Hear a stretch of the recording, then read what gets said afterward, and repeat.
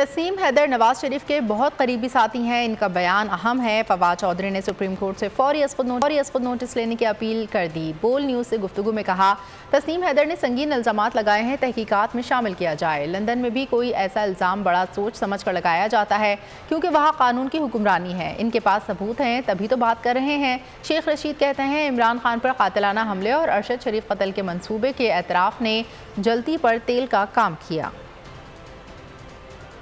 इनकी तरफ से ये इल्जामात आना जो है ये बड़ी एक उसकी अहमियत है। मेरा ये ख्याल है कि अब इसके बाद हमारी सुप्रीम कोर्ट तो इसके ऊपर नोटिस नहीं ले रही। बड़े तवील अरसे से बार बार उनको कहा जा रहा है, लेकिन आज इस प्रेस कॉन्फ्रेंस के बाद जो तहकीकात हो रही हैं, मेरे ख्याल में इनको अब शामिल करना उसमें जरूरी है। लंदन में आप इस तरह का इल्जाम जो है वो बड़ा सोच समझ के कोई लगाएगा।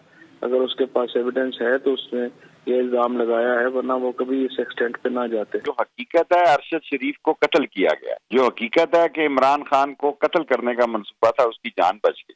7 दिन बड़े हसास हैं, पेचीदा है, संगीन है और लम्हा फिक्रियां हैं। और इस बयान ने और जल्दी पे पेट्रोल का काम किया है। अरशद शरीफ की शहादत छुप नहीं सकती और इमरान खान पर हमला जो है वो बिल आखिर तहकीकात जो है नतीजे पर पहुंचेंगी। और अगर आपको हमारी ये वीडियो पसंद आई है तो लाइक पर क्लिक कीजिए।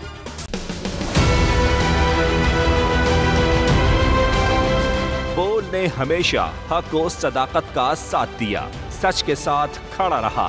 हम हैं मिसाल अब्र, अगर इस हवा से हम डर कर सिमट ही जाएंगे, ऐसे भी हम नहीं। बड़ी मुश्किलात, बड़े बड़े चैलेंजेस, सिर्फ बोल खड़ा रहा, बोल डटा रहा।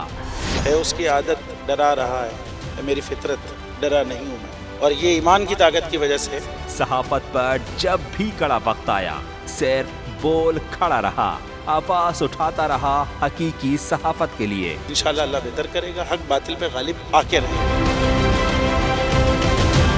बोल को है जरूरत अवाम के दुआओं की। आई लव बोल। बोल को वेलकम आजादी मार्च के लिए बोल को मैं दाद देना चाहता हूँ। बहुत अच्छी कवरेज की है, ये मार्च की तो जबरदस्त कवरेज की। बोल की प्रॉब्लम सबसे बेस्ट है। इज़हार आज़ादी के लिए, पाकिस्तान के लिए, पाकिस्तानी अवाम के लिए।